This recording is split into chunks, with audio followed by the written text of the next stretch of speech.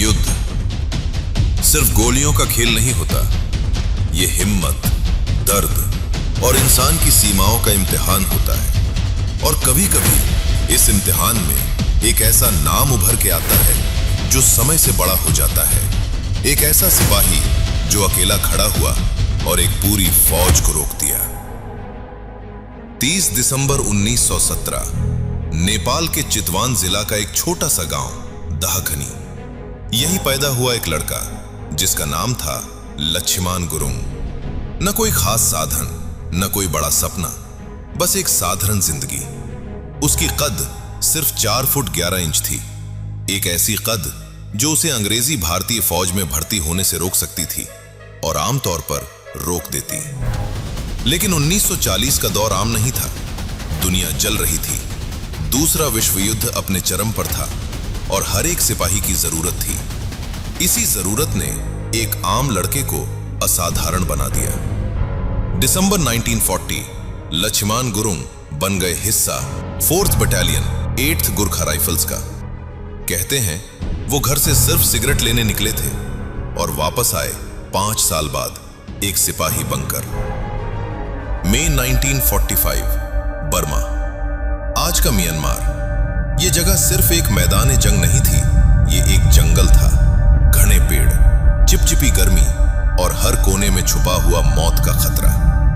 जापानी सेना पीछे हट रही थी, लेकिन हर कदम पर वो मौत बनकर लड़ रही थी। मित्र सेनाएं उन्हें पूरी तरह खत्म करना चाहती थी और इस अभियान में गुरुंग की चार्ली कंपनी की नवी प्लाटून को एक जिम्मेदारी मिली। तोंगदाव गांव के पास इरावेडी नदी के किनारे एक छोटा सा जंगल का रास्ता, उस रास्ते को रोकना था। छोटा लगने वाला ये चौकी रणनीतिक रूप से बहुत बड़ा था। अगर ये टूट जाता तो पूरा रक्षा पंक्ति का गिर जाना हो सकता था। मई की रात सब कुछ शांत था, ज्यादा शांत। गुरुंग अपनी आगे वाली चौकी पर तैनात थे, मुख्य रक्षा पंक्ति से लगभग 100 गज आगे, सिर्फ 2 साथियों के साथ। अंधेरा इतना गहरा था कि दुश्मन दिखाई नहीं देता था, सिर्फ महसूस होता था। और फिर अचानक 200 से ज्यादा जापानी सिपाहियों ने हमला कर दिया। ग्रेनेड्स एक के बाद एक बारिश की तरह गिरने लगे। पहला ग्रेनेड गुरुंग के ट्रेंच के पास गिरा, उन्होंने तुरंत उठाया और वापस फेंका। दूसरा ग्रेनेड सीधा ट्रेंच के अंदर गिरा, फिर भी उन्होंने उसे उठाया और वापस फेंका। लेकिन तीसरा ग्रेनेड उनके बिल्कुल सामने गिरा, उन्होंने फिर से उठाया, लेकिन इस बार धमाके ने उनका हाथ छीन लिया। उंगलियां उड़ गई, दायां हाथ टूट गया, एक आंख अंधी हो गई, शरीर खून से भर गया। उनके साथी जख्मी होकर गिर चुके थे। अब वो अकेला था। दुश्मन को लगा चौकी खत्म हो चुकी है और वो आगे बढ़े एक आखिरी हमले के लिए। लेकिन वो गलत थे। गुरुंग अभी जिंदा थे। अपना खुकरी जमीन में गाड़ दिया।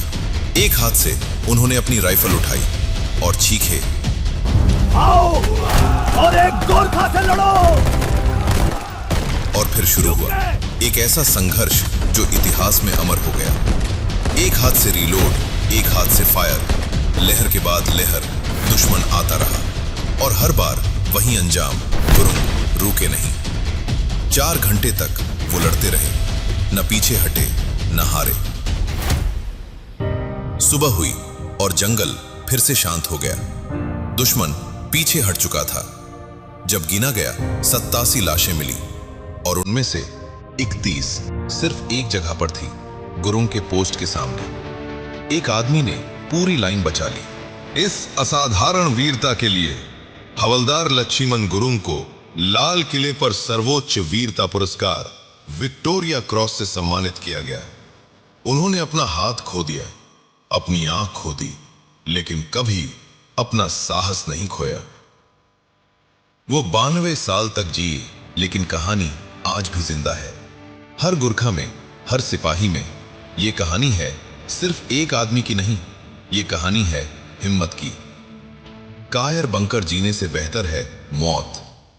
लक्ष्मण गुरुंग की इस वीरता ने 4th battalion 8th Gurkha rifles के नाम को इतिहास के पन्नों में अमर कर दिया और उनका जज्बा आज भी वीसी पलटन के हर एक सैनिक को वीरता और बलिदान के लिए सदैव प्रेरित करता है।